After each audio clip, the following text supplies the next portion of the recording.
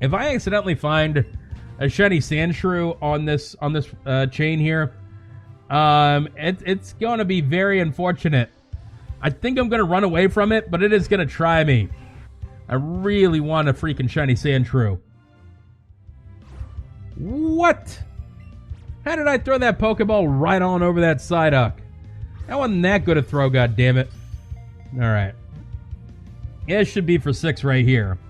Yes, Pokemon is crazy rich, man. Which makes it all the more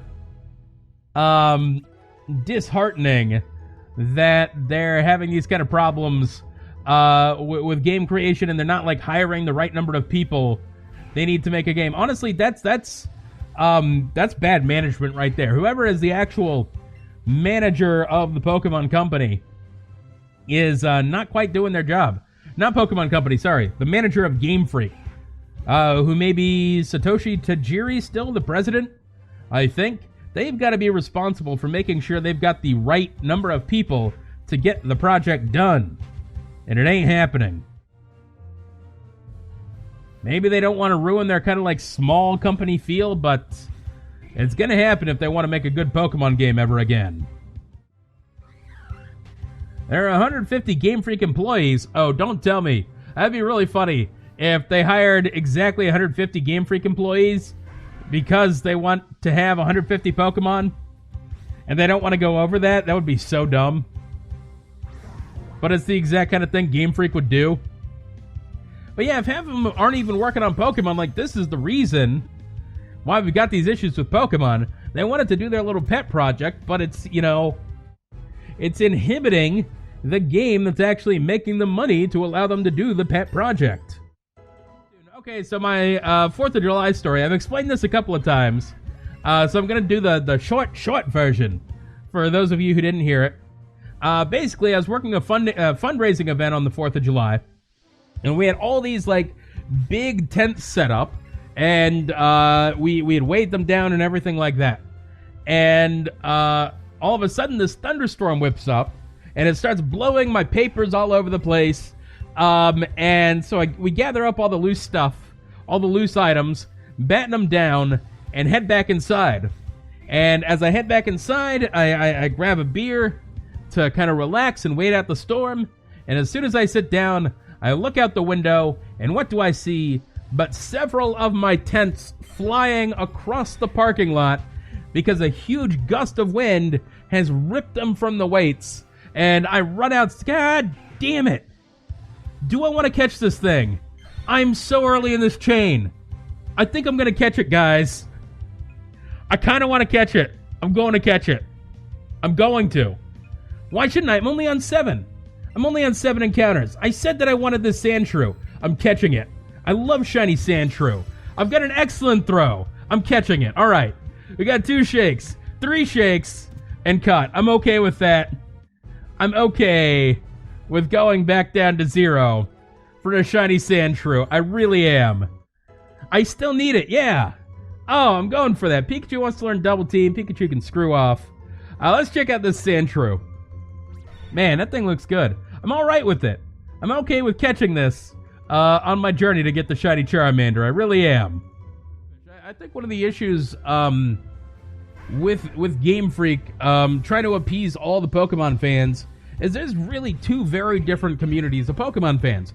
There's the Japanese Pokemon fans and the Western Pokemon fans. And I think those 2 kind of form different cohesive units. But, like, culturally, I mean, East Asia is very culturally different from, you know, the Western culture. And they've got different ideals and they've got different thoughts about, you know, what Pokemon should be like and how the game should act. Instead of trying to appease everybody, ultimately, I think you're going to leave somebody unhappy, you know? But yeah, I mean, the Alolan forms, it seems like everybody loved Alolan forms, right? For the most part, I mean, except for a couple poorly designed ones. But it was an interesting concept, and therefore certainly something that I think Game Freak should continue with in future games, because everybody liked it. I think a lot of people skipped Pokemon Let's Go. I don't think that makes you not a fan. I know a lot of people here in this chat even skipped Pokemon Let's Go. I didn't, because I am so starved for Pokemon content. I gotta play some Pokemon at all times. But and I actually grew to like the game. I still don't consider Pokemon Let's Go a real, mainline game at all. But that doesn't mean I can't enjoy it. I mean, I love the Pokemon Ranger games, and I think that this is a lot closer to a Pokemon Ranger game than it is to a mainline Pokemon game. That the other games were great while balancing it with the new features. Yes, balancing new features. And I think also, how do I say this? Integrating features that worked and dropping features that didn't work. I think there's no problem with introducing new features into every Pokemon game. But I also think you got to take a look at those features that did work and keep building upon them. Like, can you imagine a Pokemon game where we had, night and day and weather and seasons back in the game, right? All three of these features were features that worked and were great and that I think people overall enjoyed. And if we could have all those things, it would be really fantastic. I know it would take a lot of work, but dropping any of these features seems like seems insane.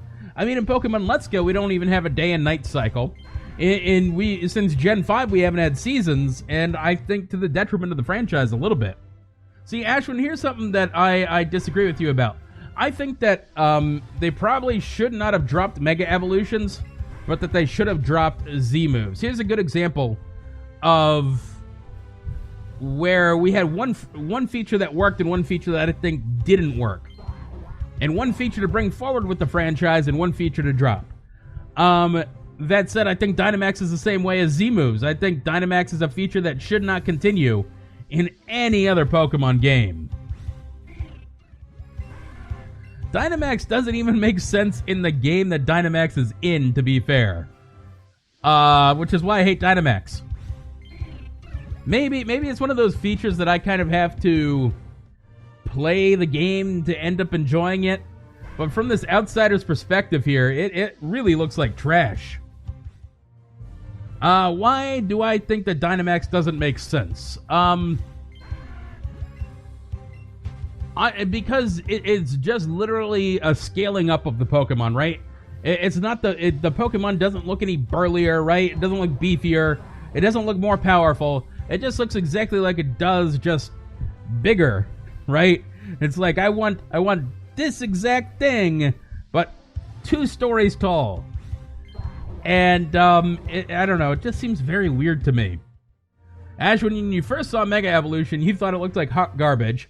I certainly was not sold on it.